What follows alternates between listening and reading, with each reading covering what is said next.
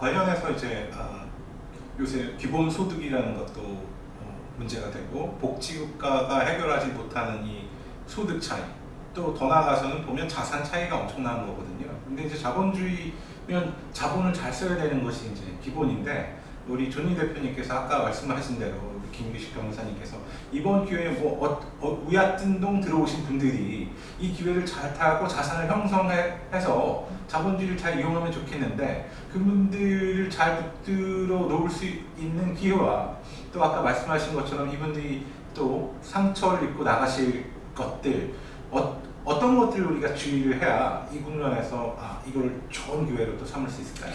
한국은요, 지금 연기금이나 이런 국민연금, 그 다음에 퇴직연금, 그 다음에 연금저축펀드라는 좋은 제도가 있어요.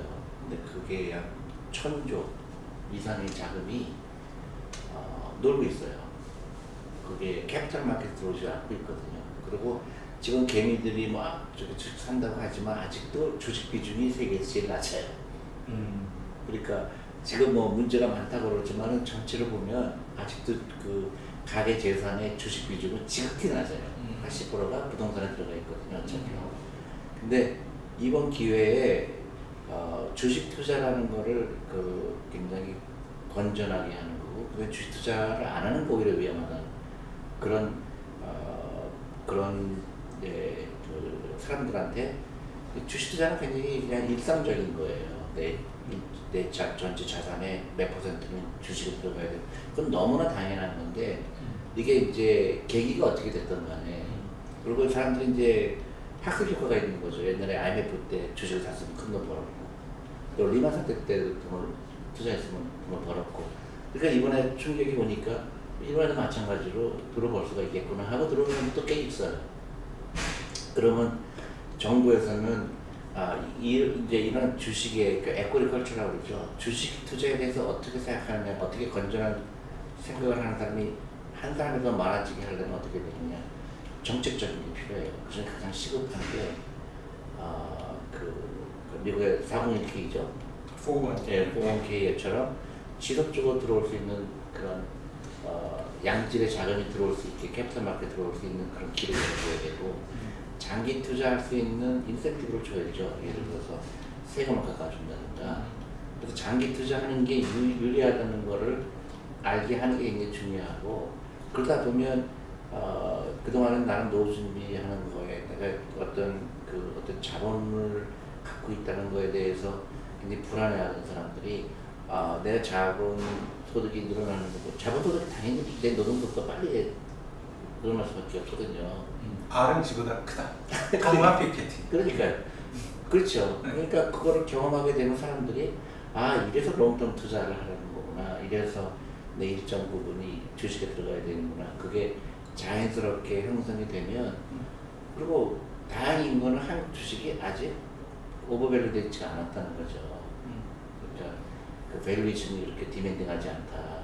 그러니까 그 타이밍이 되게 좋죠. 근데 이미 너무나 한국 주식이 다 그냥 여기까지 목에 차이는 상태가 아니라 전체적으로 아주 지극히 낮은 부분이에요. 근데 그 중에 이제 잘못 이해하고 빚을 내서 들어왔다든가, 투기성으로 한 달 투자하려고 들어왔다, 그런 부분이 있겠죠.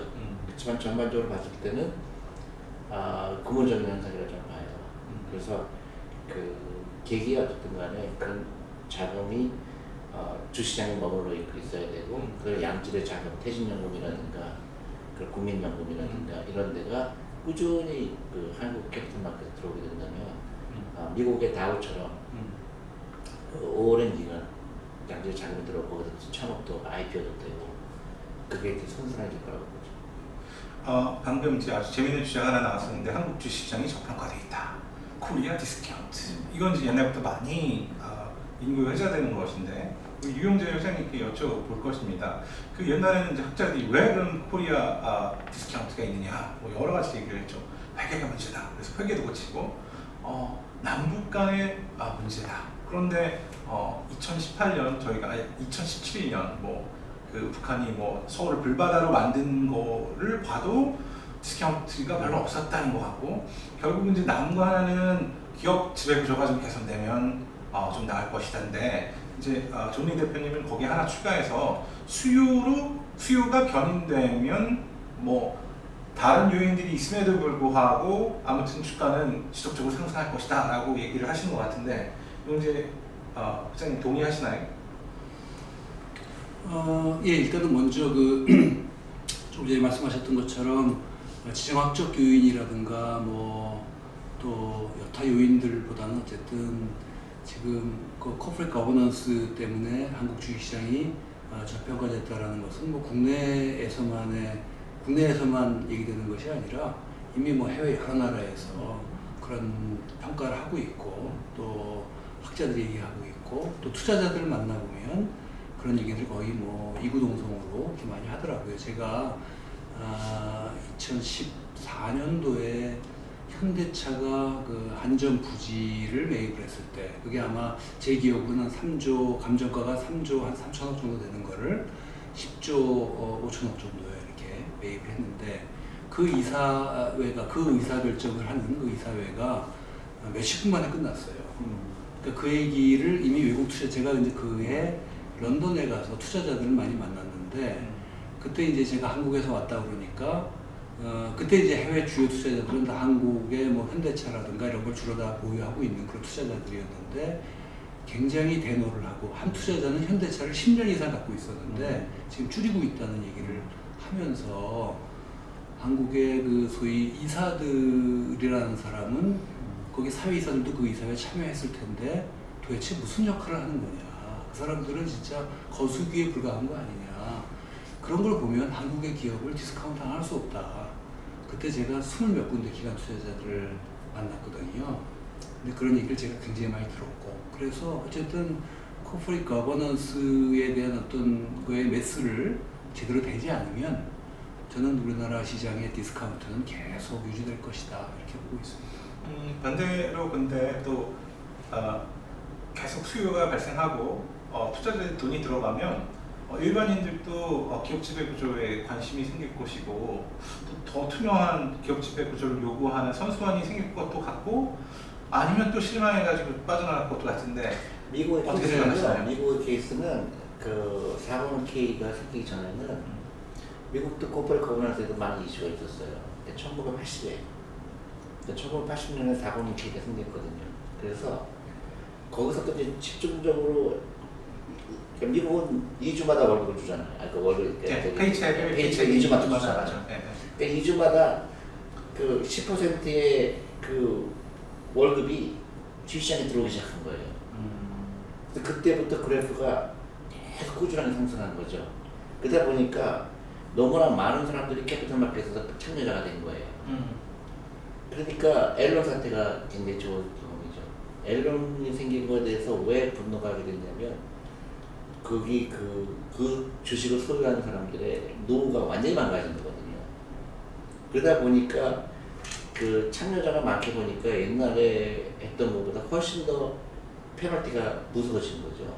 근데 지금은 코퍼레이트 거버넌스 하지만 주식 참여를 안 해도 되고 대부분 주식 투자 안 사잖아요. 그러니까 나하고 상관없는 거예요. 근데 코리아 디스카운트 그렇구나. 코퍼레이트 거버넌스 좀 문제가 있어 보이지만 나한테 안 오는 거예요. 제가 좀 첨언 좀 드리자면 질문하신 거에 대해서 일반 투자자들도 자꾸 이제 주식 투자를 하게 되고 하면서 이제 코퍼레이트 거버넌스가 중요하다라는 걸 깨달을 거다라고 좀 봅니다. 깨달을 거라고 보는데 그 우리나라 투자자, 개인 투자자들이나 뭐 기관 투자자들도 마찬가지인데 주로 기본적으로 단기 어떤 그런 시기에 하에서 투자를 하기 때문에 예컨대 A라는 그룹에서 X라는 기업의 부가 Y라는 기업으로 만약에 이렇게 이전이 된다고 해서 터널링 한다고 그러죠. 터널링이 된다 그러면 지금 우리나라 투자자들은 어떻게 투자를 하냐면 X라는 주식 팔고 재빨리 Y라는 주식으로 갈아탑니다. 왜냐하면 웰스가 일로 전가되니까 당연히 기업 가치가 일로 몰리겠죠. 그러니까 기관 투자자들도 이런 생각을 하고 있고 또 증권사들이 코퍼레이트 거버넌스 분석하는 것은 어떤 계열사에서 어디로 상속 구도라든가 이런 걸 봤을 때 앞으로 미래에 글로 돈이 트랜스퍼 될 거라는 거를 예측하면 글로 가서 이렇게 트레이딩을 한단 말이죠. 그러니까 우리나라 일반 투자자들도 아마 코퍼레이트 거버넌스에 눈을 뜨면서 그걸 한 트레이딩의 소재로 삼을 것 같아요. 그걸 갖다가 개선을 하거나 뭐 그거에 자기 목소리를 내는 거는 제가 볼 때는 그거는 또 비용이 들고 시간이 들어가고 노력이 따르는 거고 또 그로 인해서 내가 수익을 얻을 거라는 확실한 믿음도 없고 하다 보니까 제가 볼 때는 그러한 선택을 할 것이라고 보는 건데 여기서 중요한 게 저는 그 연기금이라고 생각합니다. 공적 연기금들은 특히 국민연금 같은 경우는 우리나라 상장기업 대다수를 보유하고 있어요. 거기가 지금 5% 이상 갖고 있는 것만도 270개 기업이 넘고 10% 이상 갖고 있는 것만 해도 95개 기업이 돼요. 그리고 석유화학부터 금융까지 음식료부터 보험까지 모든 섹터의 기업을 다 갖고 있어요.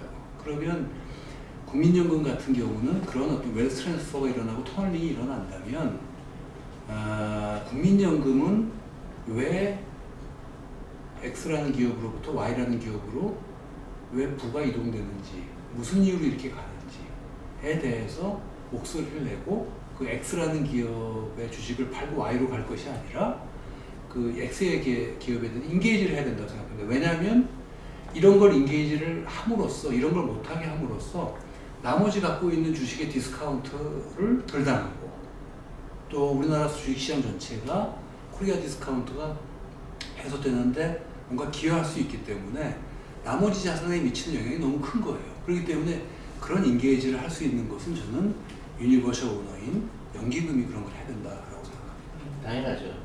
연기금의 역할이 중요하죠. 그러니까 미국의 캘퍼스라든가 그런 그러니까 캐나다의 그런 펜션 펀드라든가 이런 거다 코퍼레이트 거버넌스 제일 1순위를 삼는 이유가 그거죠.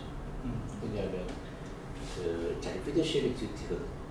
내가 이 자금을 운영하는데 내가 기업에 투자했는데 기업의 잘못된 코퍼레이트 거버넌스 때문에 나의 고객이 재산이 침해를 당하는 거기 때문에 너무나 기본적인 거죠.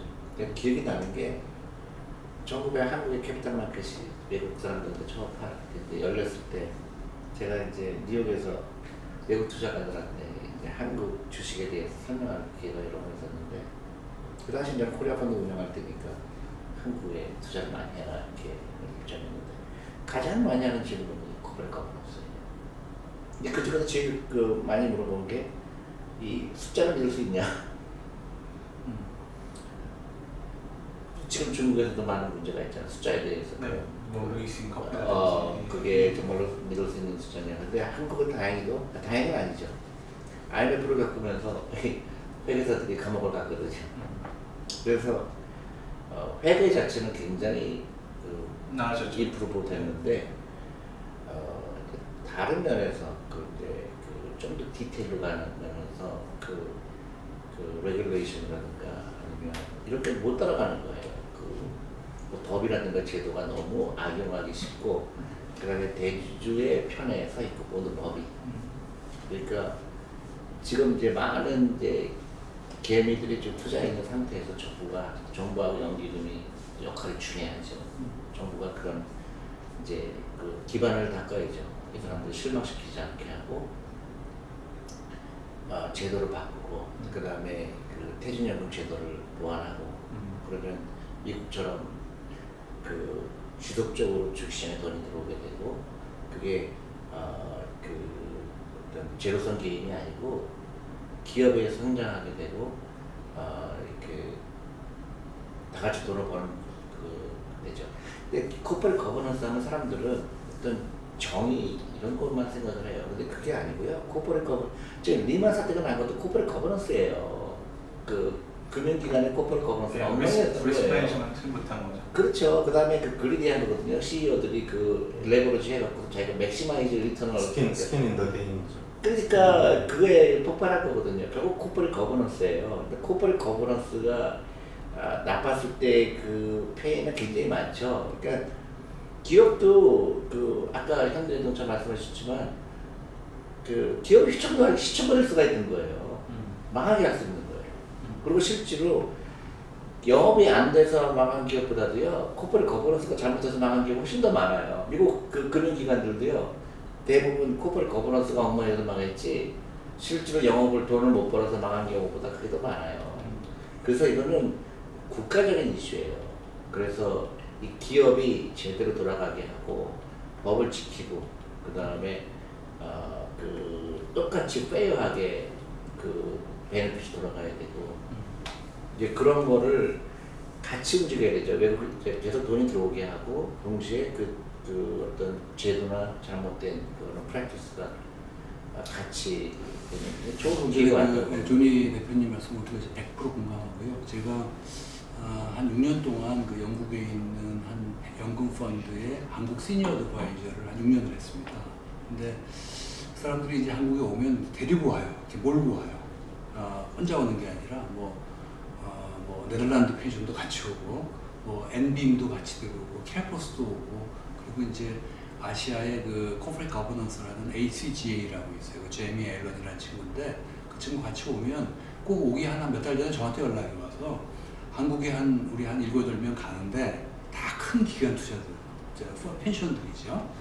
한국에 와서 한 며칠 있는데 금융위원회, 그러니까 코퍼레이트 거버넌스를 얘기할 수 있는 레귤레이터를 좀 어레인지 해달라는 거예요. 금융위원회, 또 법무부 상사과, 상사법무과, 뭐 거래소, 뭐 금감원, 뭐 이런 쪽에. 그래서 한국의 코퍼레이트 거버넌스와 관련된 폴리시에 대해서 앞으로 자기들이 좀 알고 싶다. 그리고 앞으로 좀 어떻게 지금 개선이 되는지를 좀 알 수 있는 그런 사람을 어레인지를 해달라고 제가 한 4, 5년 그걸 많이 했어요. 그래서 이제 가서 보면 꼭 그 거버넌스에 대해서 굉장히 많이 물어보고, 오히려 기업 탐방 와서 하는 것보다도 오히려 그걸 더 많이 다니더라고요. 그래서 처음엔 제가 물어봤더니 이거 가지고 우리 투자 수익에 다 직결되는 거고, 또 이걸 하는 게 우리 피듀셔리 듀티다 라는 얘기를 하는 것이 굉장히 인상적이었어요.